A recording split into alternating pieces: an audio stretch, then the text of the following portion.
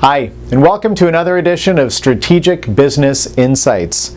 Today we're going to talk about oil, and what should we do about oil with respect to renewable energy. And here's the thing, we need to develop renewable energy sources. I mean, we need to very, very badly. I mean, there's documentaries out there, there's some right on YouTube, and I highly recommend you search for some of them. Search for peak oil. You can watch some of these documentaries. It is astonishing. This is coming our way. Oil will run out. And now, it may not happen soon, okay, but it's going to happen. And along the way, the price of oil is going to go up like crazy. And when it runs out, we got a lot of problems because our entire infrastructure, as not just a country, but as the entire world, depends heavily on oil and petroleum byproducts. Like just as an example, the green revolution of the 60s and 70s, that was basically the introduction of ammonia-based fertilizers.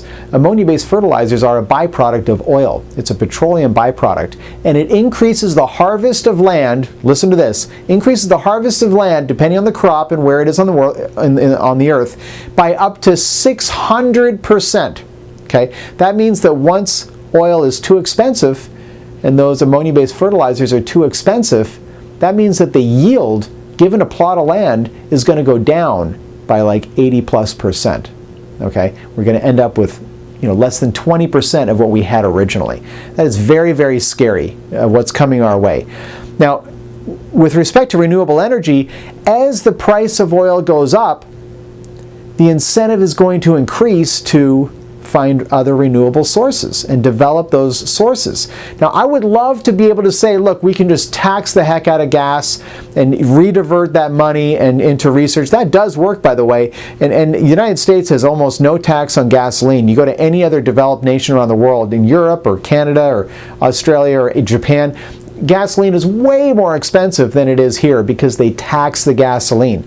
The problem is, we haven't done it so far, so if you introduce a tax now on gasoline, you're going to have a massive public outcry and protests. It's just, unfortunately, it's just not feasible. Okay, but the free market will solve this in its own way, because as the availability of oil goes down, and the demand, of course, is still going up. Just hear me out on this. We're talking about a liquid that you pump from under the ground. You can store it at room temperature, and you can drive a car on it. Okay, listen. Nothing will ever replace oil. Nothing.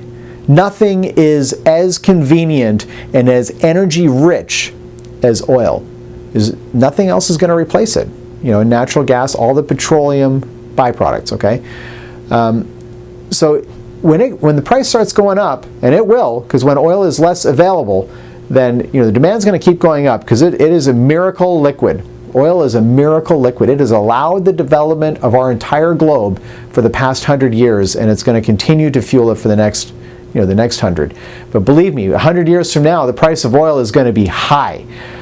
Peak oil is probably going to happen sometime between now and 2020, 2030, 2035.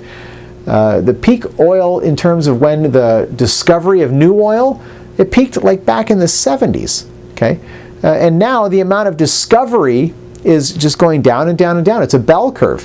And you can draw the exact same bell curve of the usage of oil. It's just a certain number of years past the discovery. I'm telling you, we're right at the top.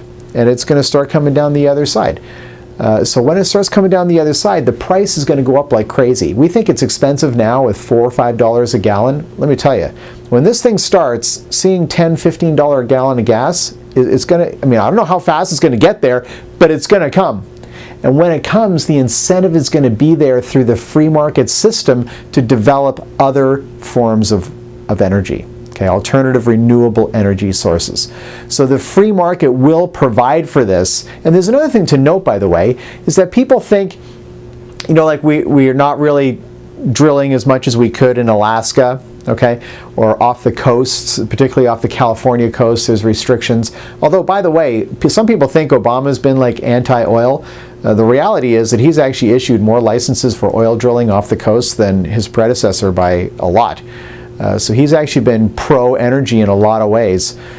People, the partisan politics is so, I'm not necessarily an Obama lover, but the partisan politics is so skewed that they're just basically lying on both sides. There's no foundation in reality. The arguments are so silly.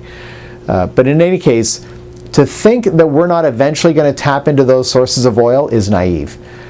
Every drop of oil that is on this planet will get harvested at some point. I guarantee it. This is a miracle liquid that is so high in energy, and as the technology advances and we get better and better at extracting the oil, whether it's through fracking or all these different technologies to get the oil out, like there was a time where, like, let's say there's a discovery of whatever, 1 billion barrels of oil, you get the first 500 million out, that next 500 is very hard to get at. Well, the technology's improved, and so now we have access to that, and it costs more to get it out, but we do have ways of getting it out. But all the Alaska reserves and the reserves off the coasts, it's all going to get harvested eventually.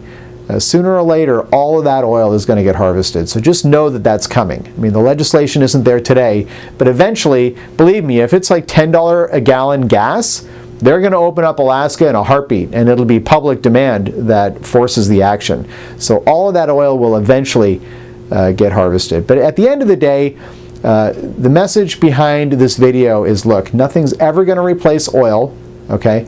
And secondly, the free market will provide incentives to develop renewable energy sources to one day hopefully replace oil. But the last point is that it might already be too late.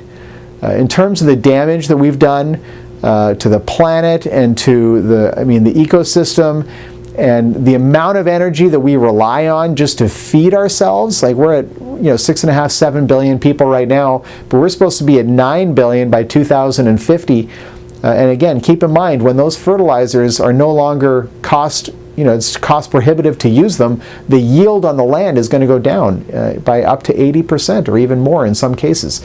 So we've got a lot of problems coming, and there's no easy solution. And I highly recommend you watch some of those documentaries. Again, search for peak oil on YouTube, and there's a number of documentaries that you can watch by the National Geographic and other sources, and some of them are really, really fascinating, and I encourage you to watch them. Thanks for watching this video. I appreciate it. My name's Patrick, reminding you to think bigger about your business, think bigger about your life.